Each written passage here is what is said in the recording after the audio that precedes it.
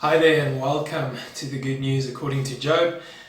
It's been a while since we've done a video, but we're back, and I'm glad that we have this opportunity to carry on digging into the book of Job. I hope that as we haven't been looking at it over the last couple of weeks, that you've continued to read and wrestle and consider what Job is all about and what Job has to say. And I hope that you're excited to dig into the next section of Job. This week in particular, we're turning to where Job speaks again. This is now part of that second cycle of discourses that take place. And we turn to Job himself as he responds to Eliphaz. And so we get to see just not only what Job has to say, but we see quite a number of things happening in this section. A few things just to keep in mind is that if you are someone that has encountered suffering and hardship in life, you will know that your emotions, they fluctuate. And so as you read through what Job has to say, there's in many ways a fluctuation of his emotions, of his thinking, the way he's wrestling with who God is, with his friends, with his circumstance. And this is quite an incredible passage that we get to look at today.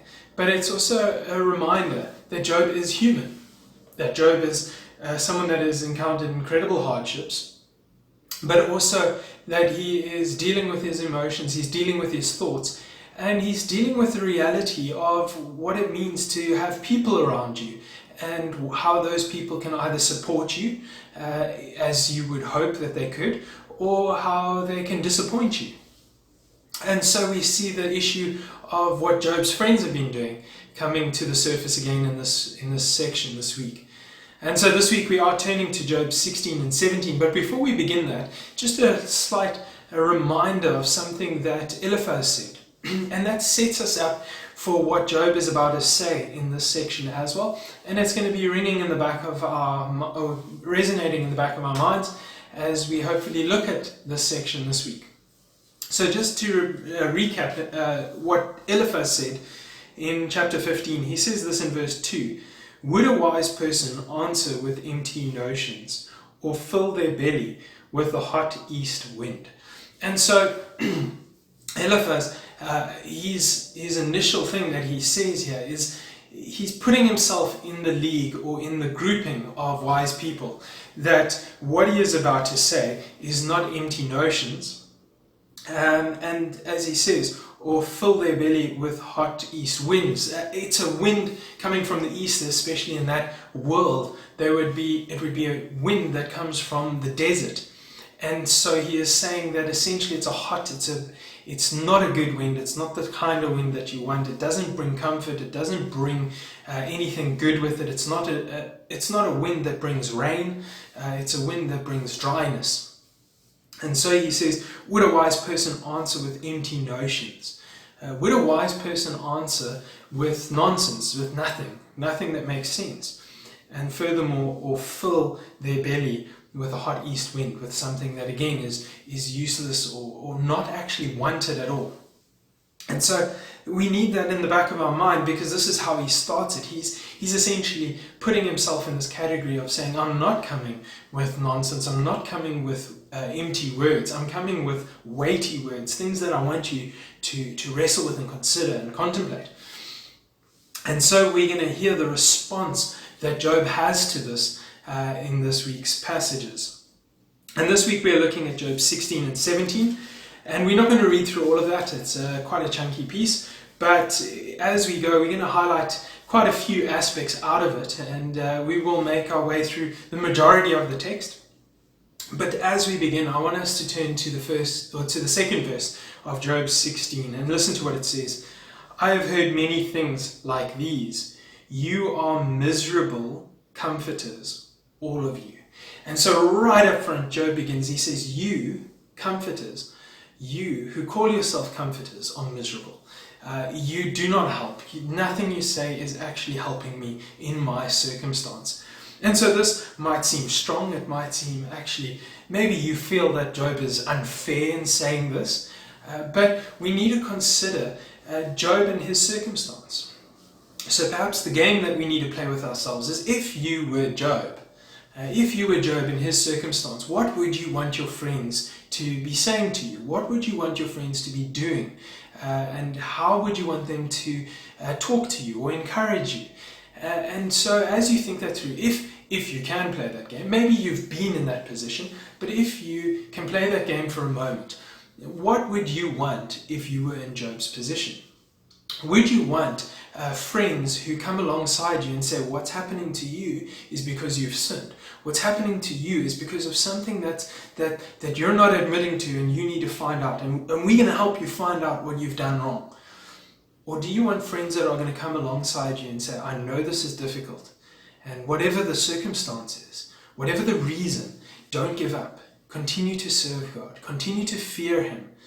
Continue to love Him with all your heart, soul, mind, and strength.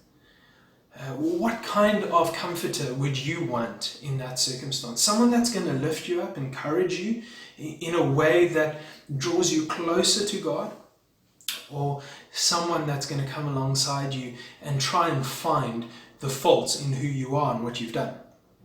And so Job is looking at not only Eliphaz, but the other two friends, and what they've said up until this point. And he's saying, you're miserable comforters. Because in actual fact, none of you have comforted me in a way that is valuable, in a way that is what I need. All of you are looking, you're on for lack of a better way of putting it, you're on a witch hunt for my sin and the reason for my suffering. That's what you're doing. But none of you are encouraging me, building me up, pointing me to God. And what I need is that. And so the second verse here in chapter 16 is in absolute contrast to what Eliphaz says. Eliphaz saying, would a wise person answer with empty notions or fill their belly with a hot east wind? And Job says, well, I have heard many things like these. You are miserable comforters, all of you. And so Job, right up front, he's almost correcting their own view of themselves. He carries on and then he adds to it. He says, will your long-winded speeches never end? What ails you that you keep on arguing? And so he just packs onto it. He adds so much more as to what they are saying and what's wrong about what they're saying. He says that they not only what they're saying is not helpful, they're not comforting him, but he's saying they're long-winded speeches, and it just feels like there's no end to what you're saying. And beyond that, he says, why do you keep on arguing? Why do you keep arguing with me? Why do you keep arguing about this? And then we need to pick up on the next verse, verse 4 there. He says, I also could speak like you. So here he's playing this game. I could also speak like you if you were in my place. I could make fine speeches against you and shake my head at you. And so right there we can see that he's playing this game as well, where he's saying, well, if I was in your position, I could do what you're doing. I could have long-winded speeches. I could do exactly that too. I could shake my head against you as well. And then verse 5, but my mouth would encourage you. This is where Job sets himself apart. But my mouth would encourage you. Comfort from my lips would bring you relief. Job is saying here that him, as if he had to be a comforter, and perhaps he's speaking from a place of being in the midst of needing that comfort. So he actually he's exposing his heart. He's telling us how he needs to be treated or how he longs to be treated. And he's saying, if I were you and you were me, I would comfort you in a way that you would actually find relief. You would find relief from your suffering, from your hardship, that you would actually be able to have a breath of fresh air. And this, he then goes on to say in verse 6, yet if I speak, my pain is not relieved, and if I refrain, it does not go away. So he's highlighting there that even in his own position, if he continues to speak, or if he's quiet, if he brushes the circumstance under the rug, or if he continues to moan about it and wallow in it or talk about it, it's not going to help him. It's not going to stop what he is feeling. The pain is there, the pain is real, but what he longs for is for people to come around him, comforters that can speak truth, but also point him toward God, give him a comfort, give him something that he can truly hold on to. So keeping in mind what Job told us right up front, earlier on in the book of Job, is that the one thing that he really doesn't want to encounter or come to the point of is where he doesn't want to come to the point of denying God. He doesn't want to come to the point of, in many ways, cursing God, as we are told up front as to why this is allowed to happen, to see whether Job will or won't curse God. And we hear Job's language subtly coming through, that this is the last thing that he would want to do, is to curse God. Because it is for him far better to go to the grave and having not yet denied God or his word. And so his longing is that he holds on. His longing is that his comforters encourage him to hold on and not to deny God, not to curse God. And that is what he longs for. And then he says something very interesting in verse 7. He says, "Surely, God, you have worn me out. You have devastated my entire household." And this is where Job 16 and 17 shift, as he really starts to look to God and ask questions. Notice the surely he says up front there. He says, "Surely, God, you have worn me out." This isn't a statement. This isn't definite, absolute definite, but it is a contemplation. He is saying, "Surely, God, you have worn me out. You have devastated my entire household." I mean, who is in control? And Job is wrestling with this idea that, is it not true that God is in control, even when he endures suffering and hardship? Is God not in control? And you'll see how the language continues. He says, "You have shriveled me up," in verse 8. And verse 9, "God assails me and tears me in his anger." And so it goes. And then 10, he says, "People open their mouths to jeer at me." Now suddenly it becomes broader, but it's what's permitted, that people are jeering against them. And then he gives us backdrop as to who he was in verse 12. He says, "All was well with me, but he shattered me. He seized me by the neck and crushed me. He has made me his target." And this goes back to language that Job has already used, that he sees himself as this target. God has made target practice of him. As he says in verse 13, "His archers surround me without pity. He pierces my kidneys and spills my gall on the ground." I mean, this is a picture of brutality. And that's his emotion. That's the emotion of Job bubbling through, coming to the surface as you listen and you soak in these words. It's vivid images, it's harsh images, but we get the emotion of what Job is enduring, what he's facing here. And then verse 14, "Again and again he bursts upon me. He rushes at me like a warrior." So it's this image of battle for that matter. And Job feels like he's just facing this onslaught of attack after attack after attack. And this is Job just bearing his heart here. He is experiencing pain and suffering, and he's sharing with us what he is feeling, what he is ultimately, where his heart goes, how his emotions are fluctuating, how he longs for true comforters, but in the same breath how he feels that God has made him a target. So notice that. Notice the waves of his emotions as it rises and falls. And then we can turn to verse 15, which is really incredible, because we see this picture of mourning, but also of humility, as he says, "I have sewed sackcloth over my skin and buried my brow in the dust." And here you see Job. And what's beautiful about this is we're going to see it again at the end of Job, in Job 42, as he presents himself before God once more. But this is it. This is where he is. And if you haven't yet got the emotion of what Job is going through, here verse 16, my face is red with weeping. Dark shadow ring my eyes. He's saying, my face is red from all the crying. I mean, all the loss that I've endured, all the hardship I've faced.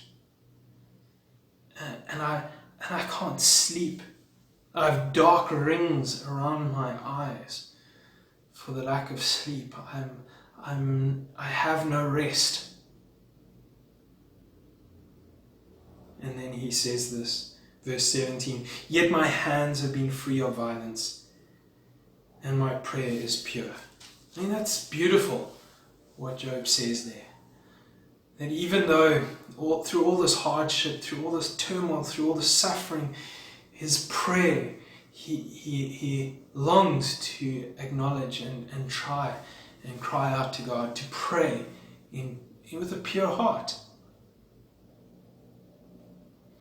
And then Job shifts, and for me this is probably some of the most exciting few verses that we find in chapter 16, maybe chapter 16 and 17, however you want to look at it. But what Job says here, listen to this in verse 18 onwards, verse 18 to 21, we'll read that. He says, earth, do not cover my blood. May my cry never be laid to rest. Even now, my witness is in heaven. My advocate is on high. My intercessor is my friend. As my eyes pour out tears to God, on behalf of a man, he pleads with God, as one pleads with a friend. I mean, for us today, this is a beautiful, absolutely beautiful image of our intercessor, our advocate, the one that intercedes for us, Jesus Christ. But these words here, part of you wants to ask the question, is he perhaps saying that a true friend should look like this? That my friends that are sitting here, this is what they should be doing? Perhaps Job is playing around with that idea a little bit here. That a true friend, a true comforter would be one that would be interceding on behalf of him, crying out to God, calling out to God, that God would show him mercy. But yet we see this perfect picture painted for us today in Jesus Christ. So it's phenomenal that Job uses these words because they resonate so true for the good news of who Jesus Christ is and what he has done for us. How he, as Job says here, as he is my witness in heaven, my advocate on high. And he goes on in verse 20, my intercessor is my friend. You might have other translations, there might be some discrepancies on that verse, but I think the NIV really grasps it and captures it really beautifully, where he says, my intercessor is my friend, as my eyes pour out tears to God. On behalf of a man, he pleads with God, as one pleads for a friend. I mean, that's a true comforter. That's a true friend. That's a true comforter. That's a true mediator. And this ties back into Job's longing earlier in chapter 9, verse 33, where he longs for this. He longs for this this kind of person that will step in. And I'm going to flip back there and just read that for us again. He says in verse 32 of chapter 9, he is not a mere mortal, talking about God, like me, that I might answer him, that we might confront each other in court. And listen to these words in verse 33. If only there were someone to mediate between us, someone to bring us together, someone to remove God's rod from me, so that his terror would frighten me no more. And so we get that picture in chapter 9 already. And it seems like Job is just taking this image further and he's wrestling with it deeper and deeper. And saying this is more of his heart, saying I long for someone that will truly comfort me, but also be interceding for me. That will be stepping in the gap, where I can't come before God. I'm his enemy. I'm his target. God is making target practice of me, and I need someone to step in and help. And what's bizarre about it is you get so excited as you read this, especially for us today, in this New Testament kind of backdrop that we have, and that we spend so much time focusing on. You get so excited by these verses that you look to who Jesus is, and it's not a bad thing to do, but by doing so you lose out on seeing just the human aspect of Job's suffering here. And what makes it so remarkable is that as you carry on reading, you would want to say, okay, Job, stop there. Yes, amen. This is great. This is good. This is the good news. This is where you want to get. This is where you want to be. Stay there now. Maybe you want to be like a good friend to Job. And at this point, you want to tell him, yes, you're on the right track. That's good. Stay there.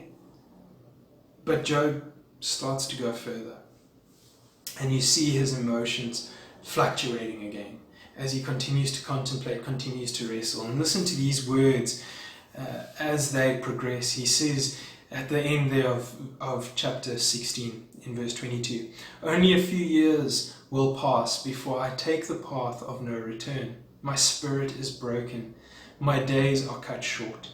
The grave awaits me. Surely mockers surround me. My eyes must dwell on their hostility." And you hear how this starts turning away from this idea of someone bearing witness, someone testifying, someone interceding for him, and it just begins to turn darker and darker. And chapter 17 almost becomes this lament, but possibly one of those kind of really dark laments that you try and avoid at all costs. And he carries on, verse 3, he says, "Give me, O God, the pledge you demand. Who else will put up security for me? You have closed their minds to understanding, therefore you will not let them triumph. If anyone denounces their friends for reward, the eyes of their children will fail. God has made me a byword to everyone, a man in whose face people spit. My eyes have grown dim with grief. My whole frame is but a shadow." And I can carry on. I mean, this just gets so dark.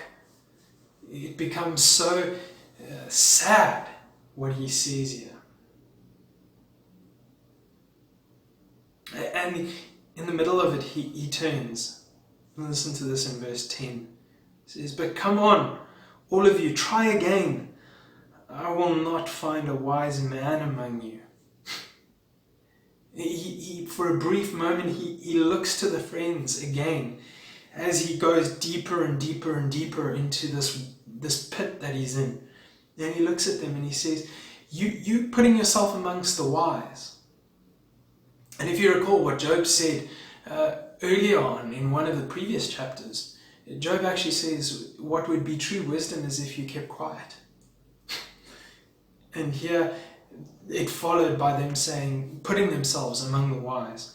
And here in verse 10, Job says, "But come on, all of you, try again." He's almost taunting them to say, try again, try and talk to me, try and comfort me, try and do something. And then you can see the depth of where he's at here. And he says, "I will not find a wise man among you." He says, you guys, you are not wise. And then he goes back into he goes deeper into the pit of self-reflecting in many ways. "My days have passed, my plans are shattered, yet the desires of my heart turn night into day." Now this is a bit ambiguous. We don't quite know what Job is implying here.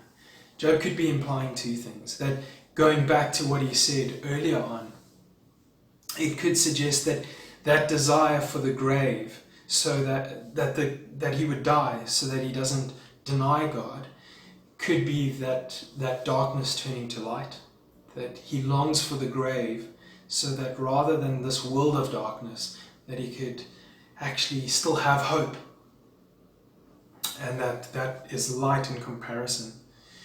Or he is suggesting that perhaps death, as just in a far more blatant sense, that death at this point seems far more lighter, far more filled with hope, if you want to put it that way, than this life of suffering that he is facing, this life of suffering that he's been enduring.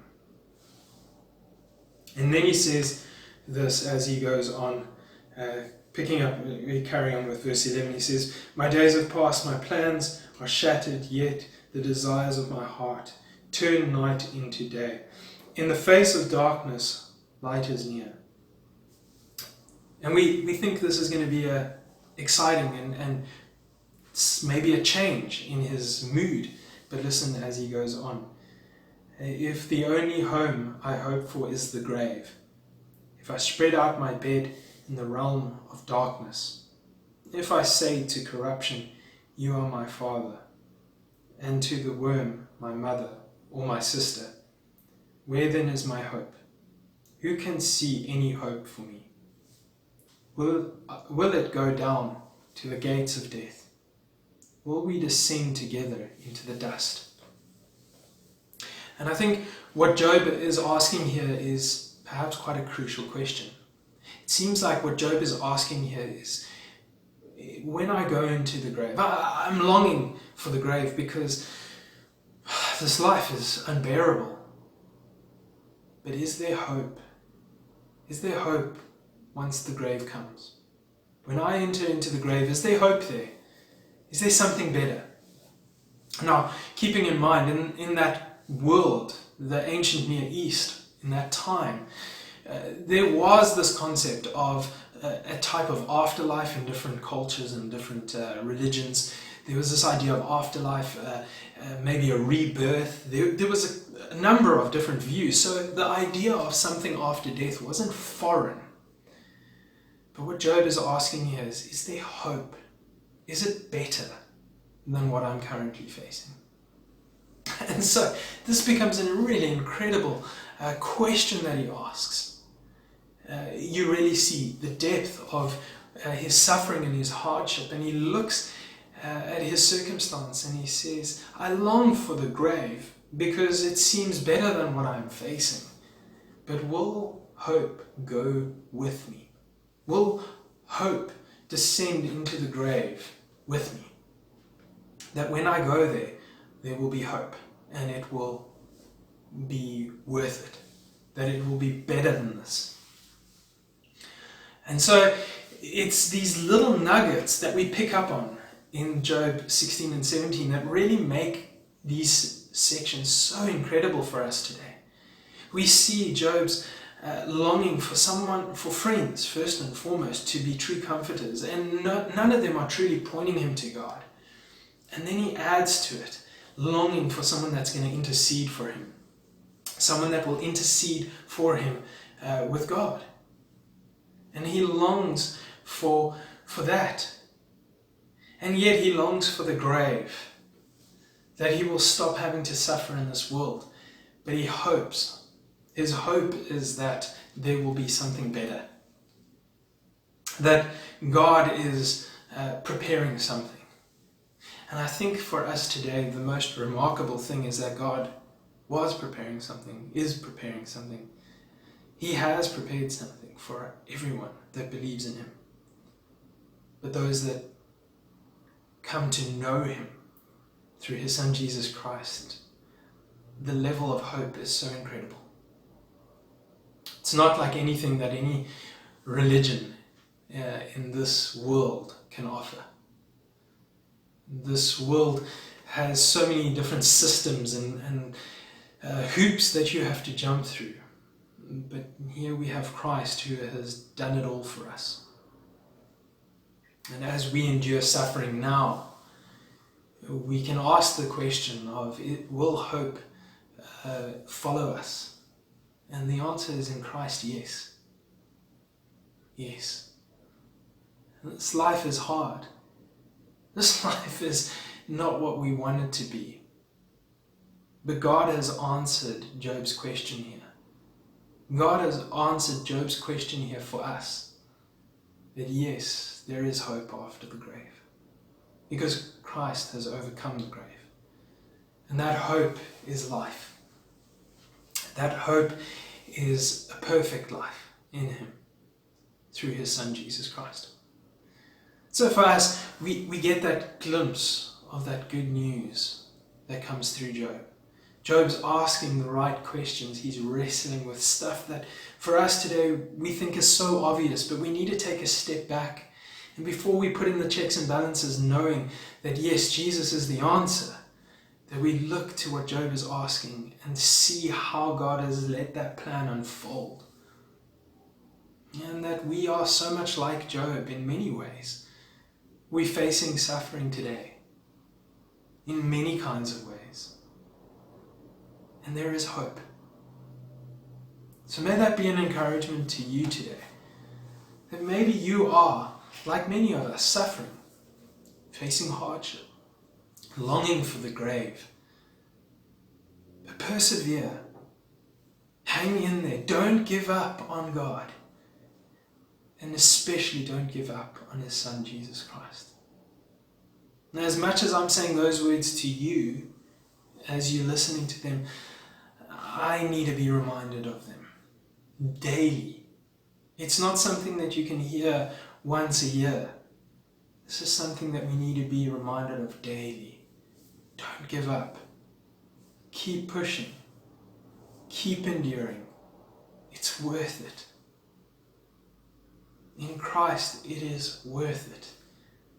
And God has a plan that is not going to change, a plan that is set in motion and is solidified in Jesus Christ, and a plan that no matter how hard this life may be, that it can never rob us of the hope that we have in Jesus Christ.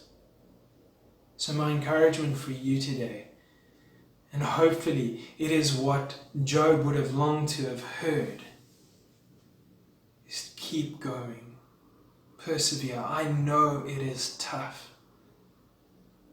But let's lift one another up to the Lord. Let's point one another to God. Let's point one another to Jesus Christ. Let's encourage one another daily. So I hope that you will be encouraged to do so. Get on the phone. Phone someone that needs to be reminded of this. Share with them Jesus Christ. Don't try and solve their problems. Don't try and solve their situation or their suffering. To trust, to turn to Jesus Christ. Have a great day. We'll see you next week. Cheers, bye.